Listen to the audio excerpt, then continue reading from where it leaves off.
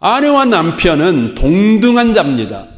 그 누구 하나 위아래가 없습니다. 서로 바로 존엄에서 동등한 자요, 동일한 복을 받은 자요, 동일한 사명을 받은 자입니다.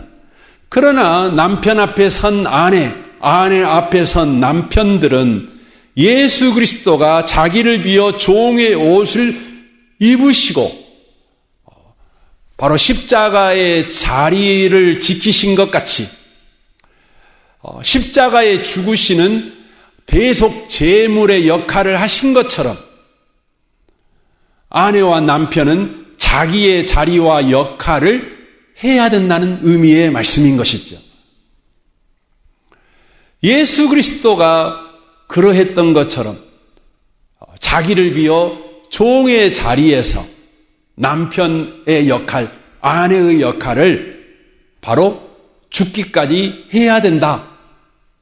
그리하게 될 때 각 가정을 예수 그리스도로 옷 입혀 구원하신 그 가정이 계속해서 신실함을 지켜 하나님께서 의도하신 가정의 복을 누리게 된다. 이렇게 성경이 이야기하고 있는 것입니다. 그렇다면 여러분, 아내와 남편이 자기를 비워 종의 모습으로 아내는 남편 앞에서, 남편은 아내 앞에서 해야 될 역할과 자리가 무엇일까요? 에베소서 5장 22절은 우리가 창세기 2장에서 보았던 것을 더 구체적으로 이렇게 바로 이야기를 해줍니다. 먼저 아내를 보겠습니다. 22절입니다. 아내들이여 자기 남편에게 복종하기를 주께 하듯 하라. 이는 남편이 아내의 머리됨이 그리스도께서 교회의 머리됨과 같음이니 그가 바로 몸의 구주시니라. 그러므로 교회가 그리스도에게 하듯 아내들도 범사에 자기 남편에게 복종할지니라 라고 말씀하십니다. 아내의 자리는 남편의 몸이라는 것입니다. 그리고 그 역할은 머리인 남편에게 몸으로서 복종하는 것이다 라고 이야기하고 있습니다. 이 복종은 이계질서나 열등함을 표현하는 복종이 아닙니다. 이 복종의 근거는 바로 신앙 고백입니다. 예수님이 나의 주님이십니다라는 신앙 고백의 표현이 아내들은 남편에게 몸으로서 머리에게 복종하듯 복종하는 것이다. 이렇게 말씀하고 있는 것입니다. 그래서 아내 되시는 분들은 남편 앞에서 예수님이 나의 주님이십니다. 이것을 신앙 고백하는 행위를 해야 된다는 것입니다. 그게 복종이라는 것입니다. 아내들이 남편 앞에서 예수가 나의 주님이십니다. 이 신앙 고백이 얼마나 큰 복인지를 너무나 많은 여자 성도들이 모릅니다. 이것을 가르쳐주고 있는 성경이 마태복음 16장입니다. 그래서 저는 이번 한 주간 동안 특별히 우리 교회에 자매된 성도님들은 마태복음 16장 13절 이하의 말씀을 여러분 깊이 묵상하는 시간을 꼭 가지라고 여러분에게 말씀드리고 싶습니다.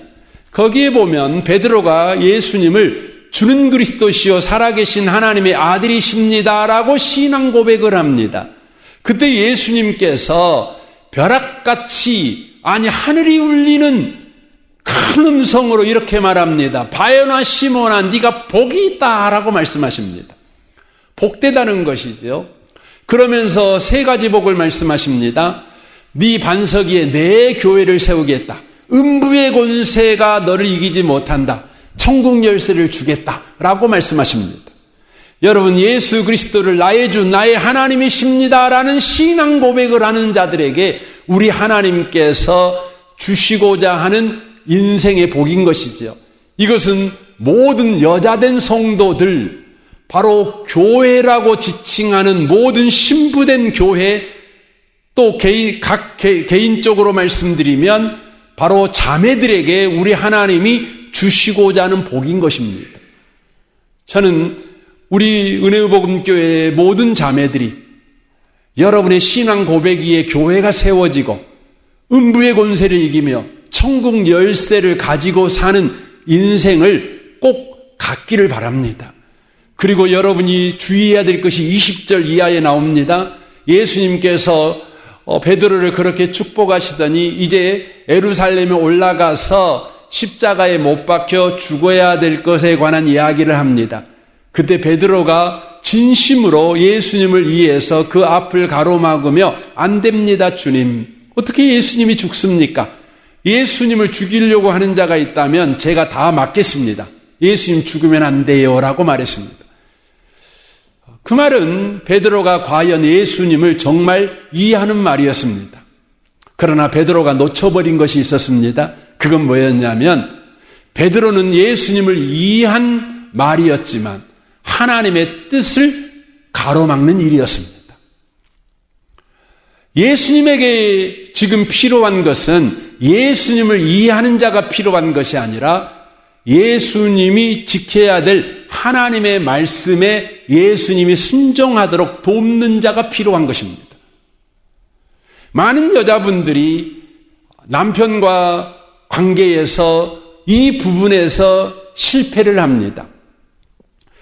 아내들은 남편을 돕는 자로 세워진 것이 아닙니다. 그냥 남편을 이해하는 자로 세워진 것이 아닙니다. 남편이 하나님의 말씀대로 살아가도록 도우라고 하나님이 세우신 자입니다. 아내 되신 여러분들, 남편을 이해하여 여러분이 뭔가 행동하지 마십시오. 남편이 하나님의 말씀대로 살도록 여러분 행동하십시오. 하나님의 말씀대로 살도록 도우십시오. 우리 주님은 예수님 자신을 위해서 행동하고 말하고 있는 베드로를 향해 뭐라고 말합니까? 사탄아, 내 뒤로 물러나라 라고 요구하십니다. 여러분 남편이 하나님 말씀대로 살아가도록 도와주셔야 되는 겁니다. 여러분 남편이 성공하도록, 여러분 남편이 위험하지 않도록, 여러분 남편이 잘 되도록 도우라고 아내들을 옆에 세운 것이 아닙니다. 성경은 그것을 사탄짓이라고 표현하고 있습니다. 여러분 남편이 하나님의 말씀대로 살도록 여러분 도우셔야 돼요. 중요합니다. 남편에게 주신 역할이 뭡니까? 25절 보십시오. 아내들아, 남편들아, 아내 사랑하기를 그리스도께서 교회를 사랑하시고 그 교회를 위하여 자신을 주심같이 하라. 이는 곧 물로 씻어 말씀으로 깨끗하게 하사 거룩하게 하시고 자기 앞에 영광스러운 교회로 세우사 티나 주름 잡힌 것이나 이런 것들이 없이 거룩하고 흠이 없게 하려 하심이라 라고 말씀합니다. 남편의 자리는 제사장의 자리이며 제사장의 역할이라고 하는 것입니다. 그것은 단순히 아내를 먹여 살리는 역할이 아닙니다. 아내가 주님과 바른 관계 가운데 서도록 아내의 연약함을 대신 짊어지는 역할입니다.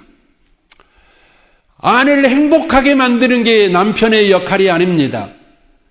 아내를 성공시키는 것이 남편의 역할이 아닙니다. 남편의 역할은 주님 앞에 아내가 서 있는 자가 되도록 해주는 역할이라는 것이죠. 제사장의 역할입니다. 아내가 주님 앞에 더 가까이 나아가도록 주님의 거룩함을 닮아가는 자가 되도록 주의 은혜에 붙잡힌 바가 된 자가 되도록 바로 해야 되는 역할이 바로 남편의 역할이다 라고 말씀하고 있는 것입니다. 오늘 말씀을 정리하기를 원합니다. 하나님이 디자인하신 결혼은 계약이 아니라 언약입니다. 그러므로 결혼의 핵심은 행복이 아니라 신실함입니다. 남자에게 주신 역할, 여자에게 주신 역할을 신실하게 바로 지켜가는 것, 이것이 바로 결혼 생활의 핵심이라고 하는 것입니다. 이를 위해서 우리는 예수로 옷 입고 예수를 따라 살아가야 되는 것입니다. 저는 이 아침에 이 말씀을 듣는 모든 성도들을 축복합니다. 여러분의 결혼 생활이 바로 신실함을 지켜가는 결혼 생활, 그래서 하나님이 디자인하신 그 풍성한 열매가 여러분의 결혼 생활에 맺어지기를 주님의 이름으로 축원합니다. 아멘.